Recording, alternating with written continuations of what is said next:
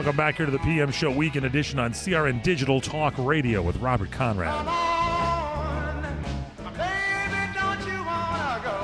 I just listened to this because this is not Tomas. This is Paul.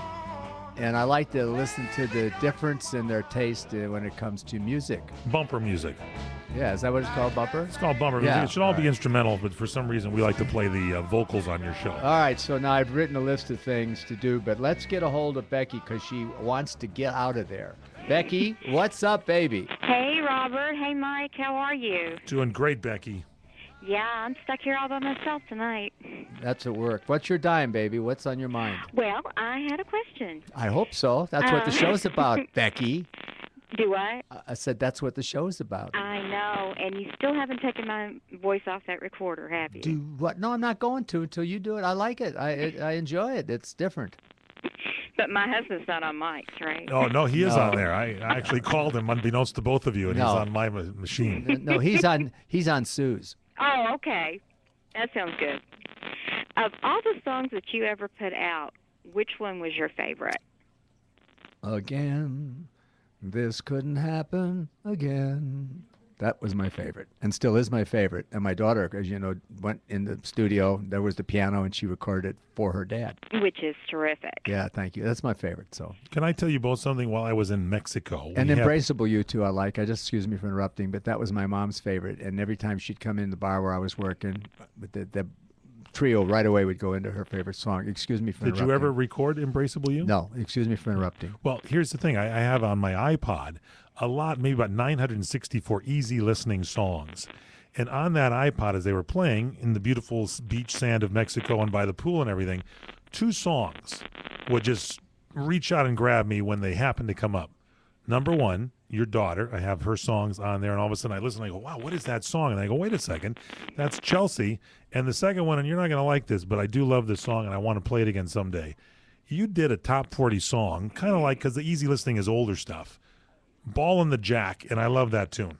Oh, it's good. just a top 40 kind of a song on that era, but it was excellent. Well, you'd like it because you're old. Yeah, I like it. You would like it too, Betsy. I mean, Becky.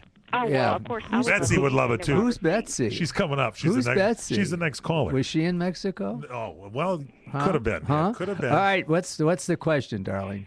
Okay, the other question was, what number are you today? I'm an 8, sweetheart. I'm an 8. That is great. Yes. That is wonderful. All right, when you hang up, I have a wonderful story to tell you. Okay, well, I'm going to have to hang up. I'm not going to be able to listen, but I'll be listening on the archives. All right, well, when you get a chance to look on the archives, look at that little bump there in my right eye. What happened there above your What right happened, eye? sweetheart? Oh, it was great. And I'm not exaggerating. I got applause. You got applause. There's a little, by the way, for our radio audience, above your right eye, there's a little bit of a, you couldn't really tell it, but a little bit of a bump sitting right there. It's a little swollen. Can you see my arm there? Where the arm you can see that? Huh? Yeah. Okay. Really doesn't look dangerous, but apparently it was you did a graceful kind of a tuck and roll kind of. It was great. Did you fall in the pool? No, darling. I was parked up on the 4th floor at this medical center, and they put a little high-rise there, cement high-rise, and you couldn't see it walking into the door going to the elevator. And I hit it with my left foot and was spiraling, and I went, it's time to move. And I dropped my right shoulder, which you want to do, put up my left arm, and I got a little bang with my head, a little, and then I tore up my arm a little bit, and then everyone went, oh my gosh, what happened? I got up and I looked out there at the people parking, and I said, where is the applause, for God's sakes?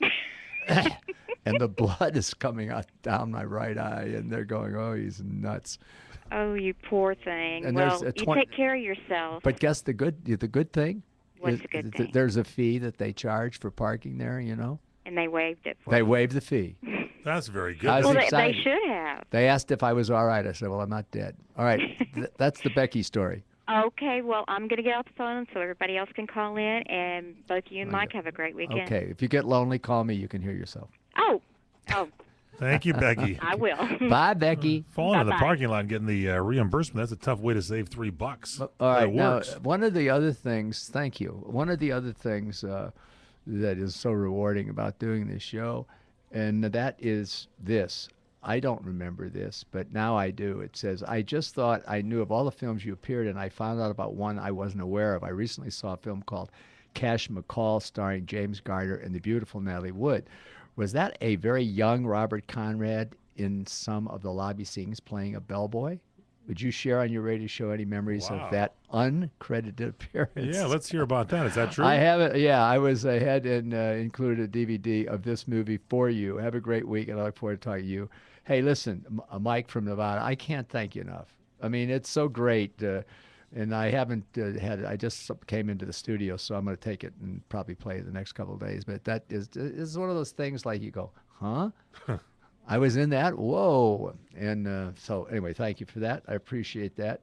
Now, I wanted to say, Christy, I want you to know I looked at the pictures that you sent me of you, the one that was in the water.